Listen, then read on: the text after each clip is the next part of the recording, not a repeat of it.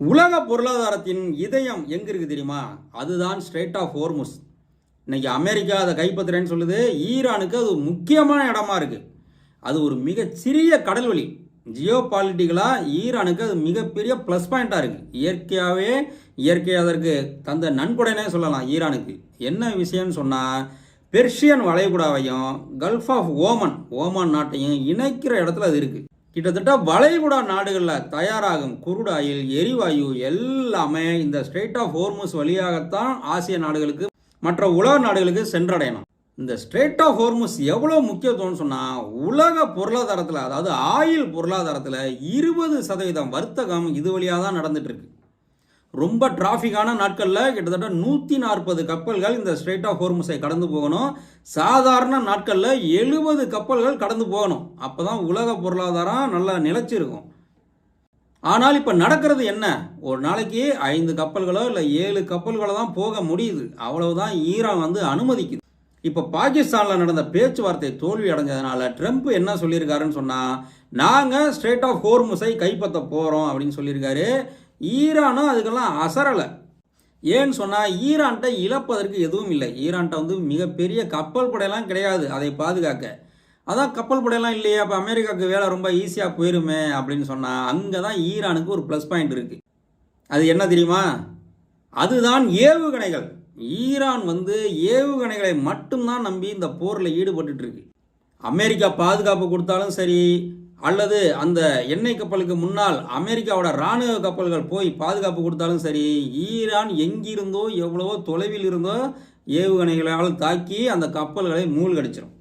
அதனால் அமெரிக்கா போய் இந்த ஸ்ட்ரெய்ட் ஆஃப் ஹோர்முஸை பிடிச்சி நாங்கள் பாதுகாப்பு கொடுக்குறோம், நீங்கள் வாங்கன்னு சொன்னாலும் எந்த நாட்டு கப்பலும் வராது.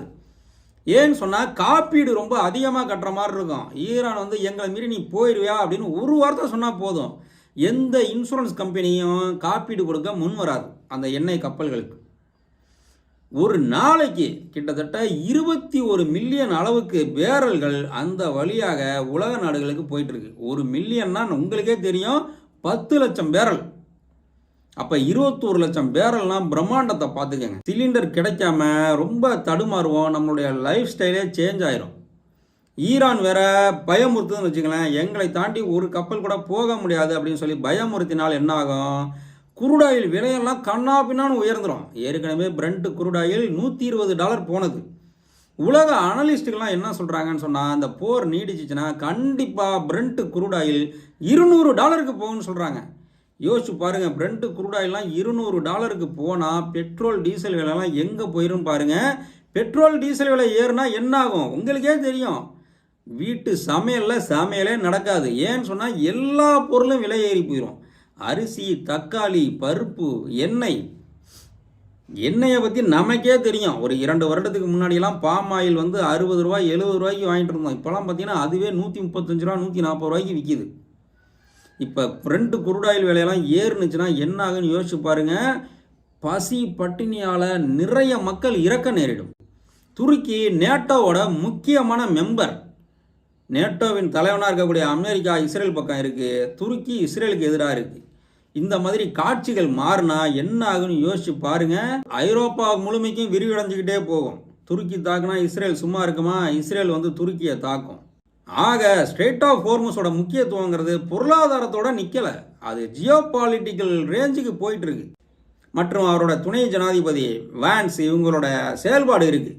ஈரான் கூட குறை சொல்லுது, இது வேணும்னுக்கே அவங்க பண்ணுறாங்க, இந்த பேச்சுவார்த்தையை தோல்வியடைய செய்யணுங்கிறதுக்காகவே அவங்க வந்திருக்காங்க அப்படின்னு சொல்லி பிளேம் கேமை அமெரிக்கா மேலே ஈரான் திருப்பி விடுறாங்க. ஈரானும் ஒரு ரிக்வஸ்ட் பண்ணாங்க, கிட்டத்தட்ட $30 பில்லியன் அளவுக்கு ஐரோப்பா மற்றும் அமெரிக்கா வங்கிகளில் எங்களோட பணம் இருக்குது, அதை ரிலீஸ் பண்ணி விடுங்க, அது எங்களுக்கு உதவியாக இருக்கும் அப்படின்னு சொன்னதையும் அமெரிக்கா மறுத்துருச்சு. அதாவது ஈரான் ஆயில் விற்று சம்பாதித்த காசு எல்லாம் அமெரிக்கா ஐரோப்பா வங்கியெல்லாம் மாட்டிக்கிச்சு. இவங்க பொருளாதார தடைன்னு போட்டு ஈரானுக்கு அந்த காசையெல்லாம் கிடைக்க விடாமல் பண்ணிட்டாங்க. இந்த போரை காரணமாக வச்சு நீங்கள் ரிலீஸ் பண்ணிங்கன்னா, இந்த போர்னால எங்களுக்கு வேற பாதிப்பு, எங்கள் நாட்டில் குண்டு போட்டு இவ்வளோ அழிச்சிருக்கீங்க, நாங்கள் அதெல்லாம் சரி பண்ணிக்குவோம் அப்படின்னு சொன்னதையும் மறுத்துட்டாங்க. ஆனால் அவர் தப்பிச்சுக்குவார், ஏன்னா அமெரிக்காங்கிறது டெவலப்டு கண்ட்ரி. அவங்கெல்லாம் ஷேல் கேஸ் அப்படின்னு ஒரு டெக்னாலஜி இருக்குது. வெறும் மண்ணை நோண்டி எடுத்து அதில் ஒட்டி இருக்கிற ஆயில் எடுக்கிற டெக்னாலஜிலாம் அவங்கள்ட்ட இருக்குது. டெவலப்டு கண்ட்ரிங்கிறதுனால அவங்க எவ்வளோ பெரிய பிரச்சனையும் சரி பண்ணிடுவாங்க. ஆனால் நம்மை போன்ற வளரும் நாடான இந்தியா, பங்களாதேஷ், இலங்கை இது மற்றும் சவுத் ஈஸ்ட் ஏசியாவில் இருக்க கண்ட்ரியெல்லாம் என்ன செய்வாங்க? ஒன்றும் செய்ய முடியாது. நம்ம வந்து கல்ஃப் கண்ட்ரியை தான் நம்பி இருக்கிறோம். இதில் நமக்கு பாதிப்பு ஏற்பட்டால் நிச்சயமாக நிறைய வீடுகளில் அடுப்பு எரியாது. அடுப்பு எரியலைன்னா என்ன அர்த்தம்? பசி, பட்டினி, பஞ்சம் வரும்னு அர்த்தம். வேலை இல்லா திண்டாட்டம் பெருகி போயிடும். இதில் வேற ஈரான் சும்மா இல்லாமல் அமெரிக்காவின் கார்ப்பரேட் நிறுவனங்கள்லாம் அடிப்போம், எங்கெல்லாம் அதோட ஹெட் ஆஃபீஸ் எல்லாம் இருக்கோ அங்கெல்லாம் அடிப்போம்னு சொல்லியிருக்காங்க. இப்போ இஸ்ரேலில் இருக்கிற கார்ப்பரேட் ஆஃபீஸை தான் அடிச்சிட்டு இருக்காங்க. மைக்ரோசாஃப்ட், அமேசான் ஆஃபீஸை தான் அடிச்சிட்டு இருக்காங்க. நாளைக்கு கல்ஃபில் இருக்கிற Dubai, Bahrain, Saudi Arabia, UAE இங்கே இருக்கிற அமெரிக்க நிறுவனங்கள்லாம் அடிக்கிறாங்கன்னு வச்சுக்கோங்களேன், முதலில் வேலை இழப்பு நமக்கு தான் ஏற்படும், இந்தியர்களுக்கு தான் ஏற்படும். ஏன்னா நம்ம தான் அந்த சாஃப்ட்வேர் நிறுவனங்கள்லாம் நிறைய பேர் வேலை பார்க்குறோம். அது மட்டும் இல்லாமல் ஈரான் வந்து ஏற்கனவே லிஸ்ட் அவுட் பண்ணிட்டாங்க. இந்த பிரிட்ஜு, இந்த போர்ட்டு இதெல்லாம் நான் அடிப்பேன், அமெரிக்கா திருப்பி அட்டாக் பண்ணா அப்படின்னு சொல்லி அங்கே இருக்க மக்கள்லாம் தூரமாக போயிருங்கன்னு சொல்லியிருக்காங்க. ஆக இந்த ஸ்ட்ரெய்ட் ஆஃப் ஹோர்முஸ் அப்படிங்கிறது பழைய நிலைக்கு வருமா அப்படின்னா கண்டிப்பாக வராது. பழைய நிலைக்கு வராதுன்னு ஈரானே சொல்கிறாங்க. பழைய நிலைக்கு வரணும், நீங்கள் அந்த பக்கம் கப்பலை ஓட்டி எங்கள் ஆயிலை எடுத்துகிட்டு போகணும்னு சொன்னால் எங்களுக்கு நீங்கள் டோல் கட்டணம் தந்தே ஆகணும் அப்படின்னு சொல்கிறாங்க. ஈரான் கேட்குறதுல நியாயம் இருக்குது. இவ்வளவு காலம் கிட்டத்தட்ட 35 ஆண்டுகளுக்கு மேலாக அவங்க மேலே பொருளாதார தடை விதிச்சும் அவங்க டோல் வசூல் பண்ணதே கிடையாது. கிட்டத்தட்ட $30 பில்லியன் அவங்க காசு அமெரிக்கா மற்றும் ஐரோப்பாவில் இருக்குது. இருந்தாலும் அவங்க டோல் வசூல் பண்ணதே கிடையாது. இந்த போர்னால மிகப்பெரிய பாதிப்பு ஏற்பட்டதால் நாங்கள் டோல் கட்டணம் வசூல் பண்ணியே ஆவோன்னு சொல்கிறாங்க. நீ எப்படி டோல் வசூல் பண்ணிடுவ? உலகத்துக்கே நான் தான் ரவுடி, நீ என்கிட்டயே என் நாட்டு கப்பல்கிட்டயே நீ வந்து டோல் வசூல் பண்ணிடுவ அப்படிங்கிற ஈகோ தான் ட்ரம்ப்புக்கு இருக்குது. இது உண்மையிலேயே போர் கிடையாது. எப்ஸ்டீன் ஃபைல்ஸை மறைக்க தான் அந்த போர் நடக்குது. எப்ஸ்டீன் வார் அப்படின்னு அமெரிக்காவில் சொல்லிட்டு இருக்காங்க. ட்ரம்ப்பை எதிர்த்து பேசிகிட்டு இருக்காங்க. இது உண்மையிலேயே ஈகோ வார் தான். ட்ரம்ப்புக்கு இது ஒரு ஈகோ கிளாஸ் ஆகி போச்சு. ஈரானில் வந்து வெனிசுலாவில் பண்ண மாதிரி பண்ணிடுவான், ஒரு 2 நாளில் பிரச்சனையை முடிச்சிடுவான்னு நினச்சாரு. ஆனால் ஈரான் இந்த அளவுக்கு பதிலடி கொடுக்குன்னு எதிர்பார்க்கவே இல்லை. நம்ம கை வச்சது இப்படி போயிடுச்சு, ஒரு மிகப்பெரிய தோல்வியில் முடிஞ்சிருச்சு, என்னடா செய்கிறது அப்படின்னு பார்த்து ஒரு பிரபகந்தா மோடில் இறங்கிட்டார். அமெரிக்க வீரர்கள் ஈரானில் விழுந்துட்டாங்க, நாங்கள் எவ்வளோ எப்படி தூக்கிட்டோம் பார்த்தியா அப்படின்னு சொல்லி கிட்டத்தட்ட ஒரு 50 இராணுவ வீரர்கள், 2 ஹெலிகாப்டர்லாம் பள்ளி கொடுத்து அந்த இராணுவ வீரர்களை மீட்டு அங்கே ஒரு பெரிய பிரபகந்தா பண்ண பார்த்தாரு. ஆனால் அமெரிக்க மக்கள் அதுக்கெல்லாம் ஆதரவு கொடுக்கல. இன்னமும் அவருடைய அப்ரூவல் ரேட்டிங் குறைஞ்சது, ஏறவே இல்லை அமெரிக்காவில். ஆக ட்ரம்ப் வந்து அந்த எப்ஸ்டீன் ஃபைல்ஸ் மேட்டரை மறைக்கவும், ஈரானில் ஏற்பட்ட அந்த தோல்வியை மறைக்கவும், போர் நீடிக்கணும்னு விரும்புகிறாரு. இது உலக நாடுகள் அனைத்துக்கும் தெரியுது. ஆனால் ஒன்றும் செய்ய முடியல. ஏன்னு சொன்னால் ஒரு காலத்தில் சோவியத் ரஷ்யா, அமெரிக்கா அப்படின்னு சொல்லி பைப்போலர் உலகமாக இருந்தது. சோவியத் ரஷ்யா உடஞ்சதுக்கப்புறம் மோனோபோலர் ஆயிடுச்சு, சிங்கிள் போலர் ஆயிடுச்சு. அந்த மோனோபோலி தான் அமெரிக்கா. அவங்க வைக்கிறது தான் சட்டம், அவங்க சொல்கிறது தான் நியாயம், அவங்க செய்கிறது தான் கரெக்டு அப்படின்னு தான் பண்ணிக்கிட்டே இருக்கிறாங்க. சரி, கோல்டு வார் தான் முடிஞ்சிருச்சு, உலகத்தில் கொஞ்சம் அமைதியை நிலைநாட்டுவோம் அப்படின்லாம் கிடையாது. அவங்க பண்ணுறது எல்லாமே அடாவடித்தனமாக தான் இருக்குது. அந்த இஸ்ரேல் அப்படிங்கிற ஒரு நாட்டை வச்சுக்கிட்டு அதுக்கு நான் நல்லது பண்ணுறேன் அப்படின்னு சொல்லிக்கிட்டு இந்த வளைகுடா பகுதியில் இவங்க கிட்டத்தட்ட ஒரு 60 வருடமாக பண்ணுற அட்டூழியம் எல்லோருக்குமே தெரியும். ஈரானில் ஒரு மன்னரை பொம்மையாக வச்சுக்கிட்டு ஈரானில் ஆயிலை சுரண்டிட்டு இருந்தாங்க. அடுத்து வந்த கொமேனி ஆட்சியில் அது எல்லாத்தையும் அரசுடைமை ஆகினாங்க. அதனால அப்பையிலிருந்தே ஈரானில் ஆட்சி மாற்றத்தை கொண்டு வரணும்னு கிட்டத்தட்ட 50 வருடமாக முயன்று பார்க்குறாங்க, முடியலை.